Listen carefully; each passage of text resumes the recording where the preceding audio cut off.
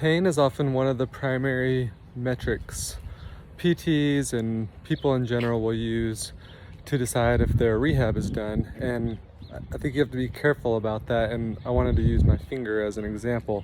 So I got a little abrasion on that the other day, and it's basically healed. It was kind of weepy for a little bit and sore, but at this point it feels normal as far as function goes. But at minimum, the tissue's still compromised. So if I went immediately back to the same thing that kind of abraded my skin in the first place, probably be in the same situation that I was in. If I let it heal for a few more days, then it'll be no problem.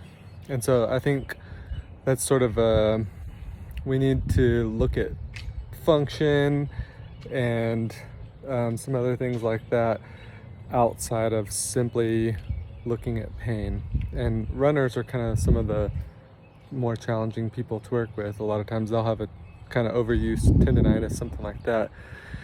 And now there's all these modalities for pain relief or bringing down inflammation even, and they might get out of pain and immediately go back and do a long run that weekend and kind of start that cycle of better and worse that they can't get out of, that I think a lot of times ends people's, or at least very much diminishes their careers.